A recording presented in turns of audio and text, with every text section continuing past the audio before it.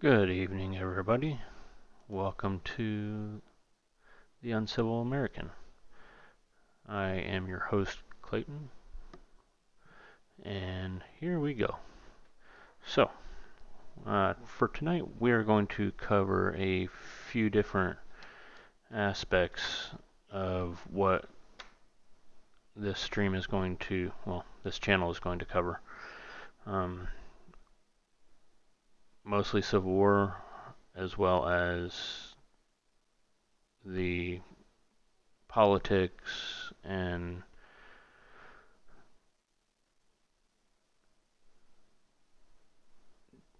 information regarding civil conflicts around the world, especially in the U.S. First U.S. Civil War, the honestly likely upcoming Second Civil War, and I'm going to cover a few things that are leading us to this. First thing I'm going to get into is the Charlie Kirk assassination. So, me personally, I believe that that was a bit of a Fort Sumter event for the U.S.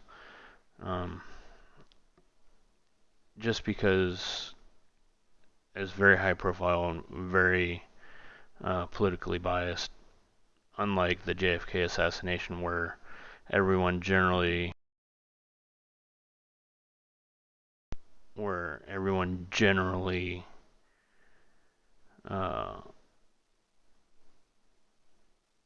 was on the same side with the JFK assassination. Everybody was upset about it. The entire country kind of came together about it a little bit. Unlike the Charlie Kirk assassination, where we saw one side of the aisle was praying, holding vigils, celebrating the life of Charlie Kirk, and the other side was praising the fact that he was assassinated and doing all sorts of vile acts. We'll just say that. The political divide in this country is, I would say, at least mid 1850s, if not 1860. And honestly, I would put it more towards 1860.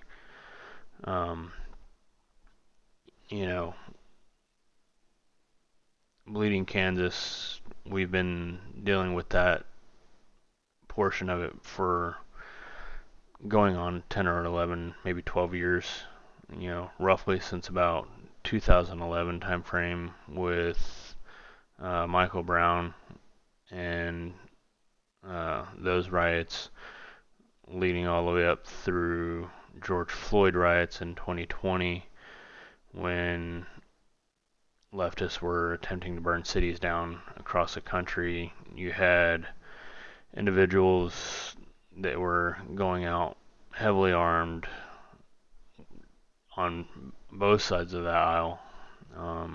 Obviously, we know what happened in Kenosha, the whole Kyle Rittenhouse saga. And then we move through J6. Obviously the left believes that there was a lot of political violence brought on by just right-wingers and conservatives, which obviously that is not at all true. Yeah, I'm sure there were a few people that were conservative that were quite upset and started getting violent, but as seen on video that was released, that violence didn't start until the Capitol Police started firing tear gas, CS gas at them, and lobbing flashbangs into the crowd. That's when the crowd started getting violent and pissed off.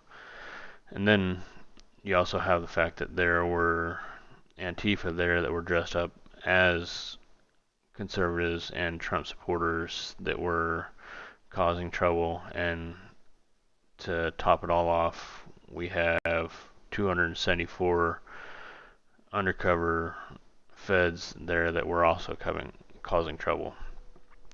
There's video of the feds.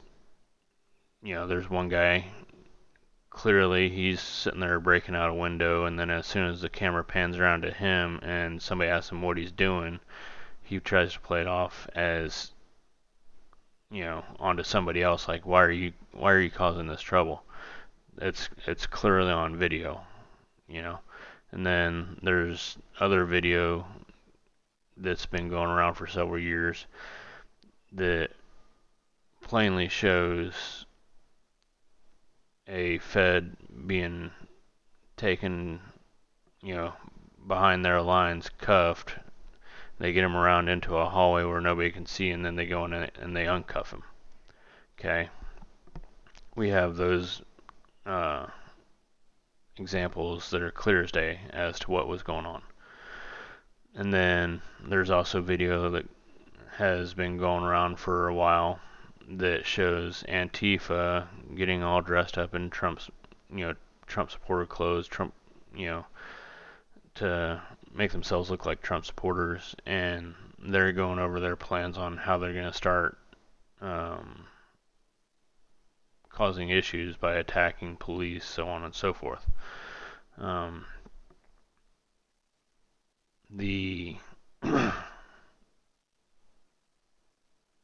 There were no cops that were murdered by Trump supporters on Jan 6th. That's a complete fallacy that's been completely debunked. And so moving up through there, then we have, like I said, we have a bunch more riots that end up taking place. Kyle Rittenhouse goes through his trial, and Derek Chauvin has his trial, and the leftists were sitting there trying to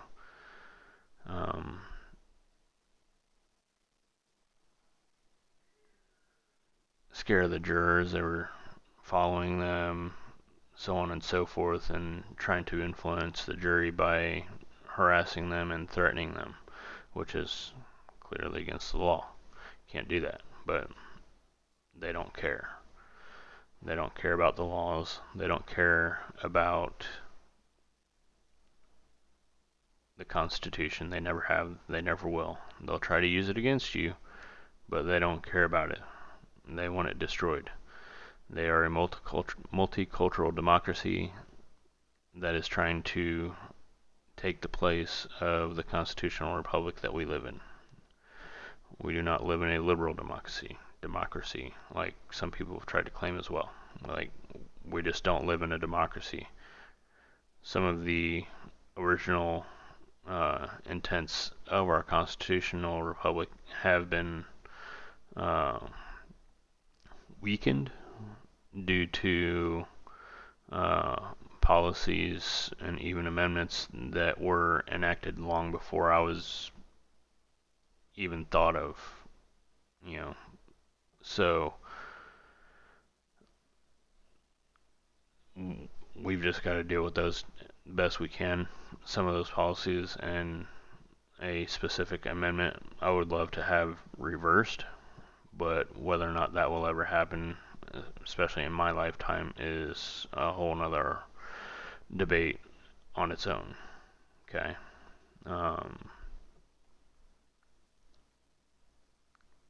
Unfortunately, the multicultural democracy of the left is kind of an unstoppable force that is unable to survive within the same borders as the constitutional republic that we live in, that is also an immovable object. And when these two systems collide, which they will inevitably do, there's really only one effect that will happen, and that is conflict and chaos. Like, there's literally no other way to go about that. Um, a few weeks ago, I had an idea, and I used Grok on X to basically do a bit of a gathering of data. I started back in, I set a time frame of summer 2013, and taking data from July of 2013 to 2025, I used Grok and the information to do an exponential decay function to essentially show the decline of us from a normal functioning society into what would be where we could actually consider ourselves in a hot civil war, which generally civilizations can consider themselves in a civil war based on, like, 500 political deaths in a year or something like that. And I pinned the models in my X account, which you can look that up. The Uncivil American.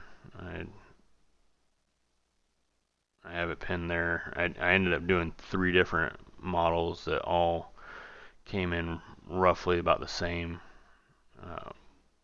and to be honest, it doesn't look good.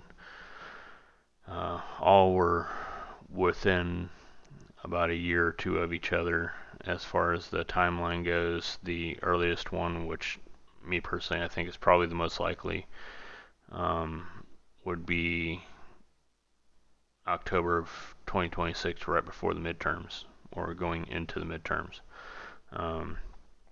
And like I said, it could happen right after the midterm elections, just due to how close they are in proximity to October. And with a lot of the violence that has happened, especially the assassination of Charlie Kirk, that's going to have a large effect on how people are going to vote. Obviously, you're going to have some people that are going to vote one way or the other.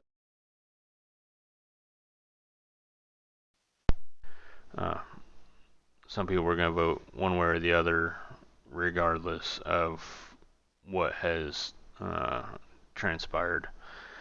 But political violence like that is going to have a pretty large, internal effect on the average person, kind of like right there in the middle. And, in my opinion, I think that it's going to be hard for the Democrats to take the midterms, in really any form or fashion. Granted, you still need to get out there, still need to vote, so on and so forth. You cannot let your guard down. But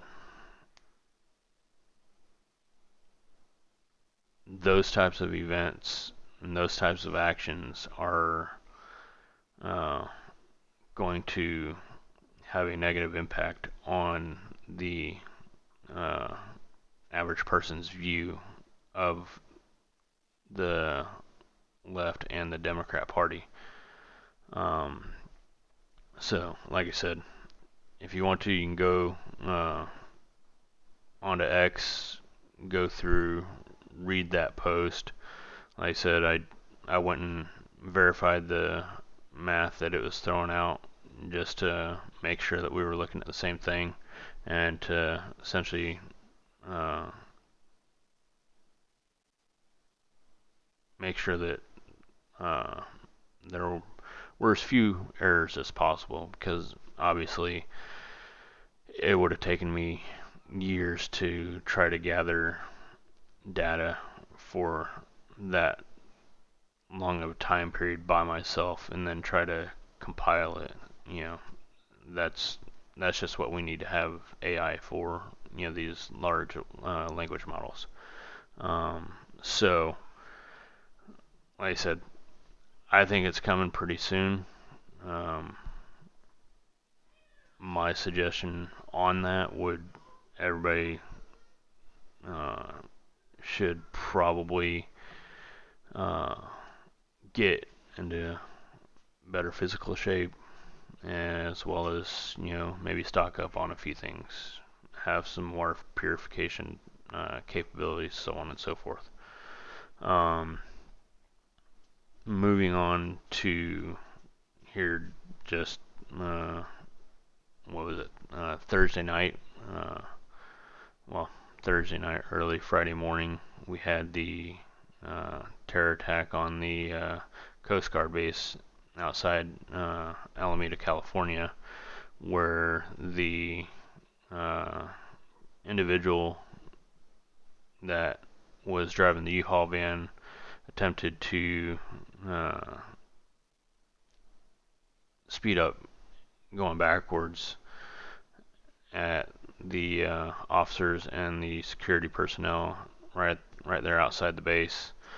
Um, Not really sure what he expected to accomplish by that, but uh, these people are out here LARPing. They have no idea what they're actually doing. Uh, it's they think this is some game, and one person, the driver was shot because, well, the box of the truck has very, very thin metal that wasn't going to stop anything, and the seat, it'll have some coils, but it's mostly foam, and yeah, it was not a good idea. Um, and like, what did you actually expect to accomplish by that? You got yourself shot. You got somebody else that caught a piece of shrapnel uh, in the stomach, from what I understand based on the uh, news reports. So you got that. What else did you accomplish? Absolutely nothing. It was a complete waste of your time, everybody else's time, just like all of these protests are. You guys have absolutely no idea what you're doing. You have no idea what's going on. You guys think 2 plus 2 equals 5, which is absolutely insane. So the diaspora that between the two sides and the line separating them from armed civil conflict is getting much narrower as every day goes by.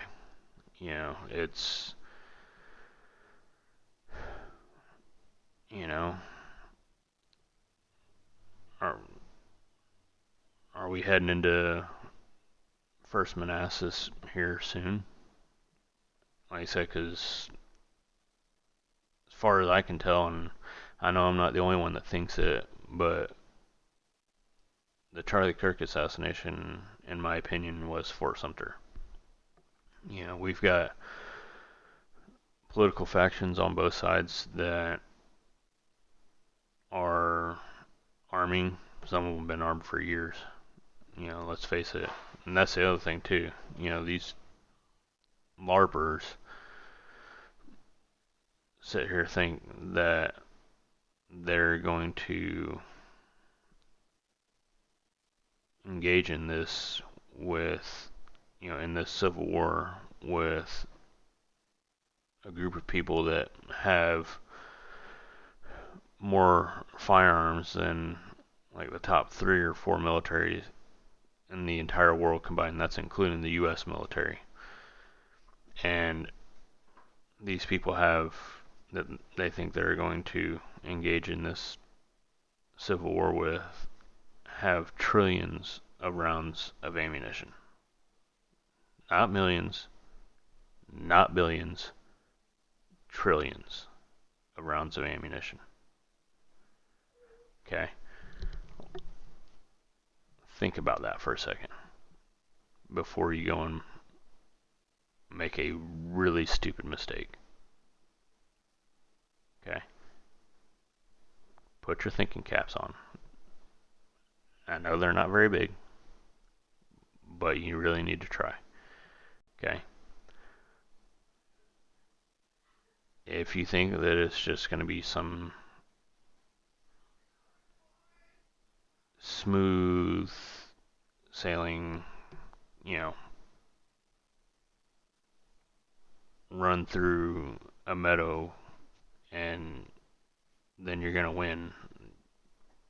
I got a bridge in Arizona that I could sell you and some oceanfront property in Arizona if you're interested, because it's just not going to work out that well. Yeah. The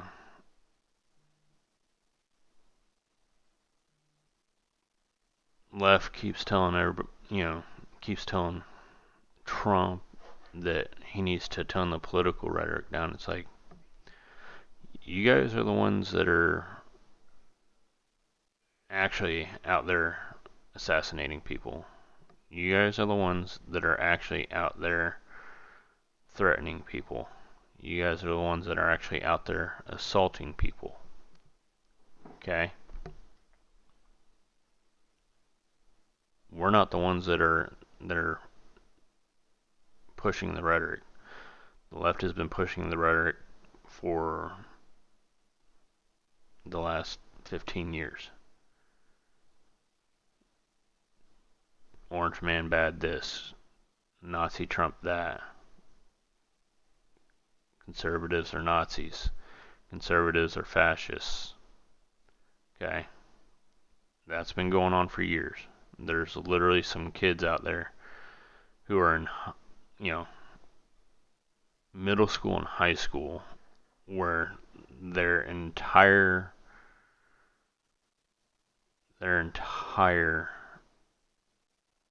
life that they've been in school and are now graduating, all they've heard is orange man bad. Trump is a Nazi.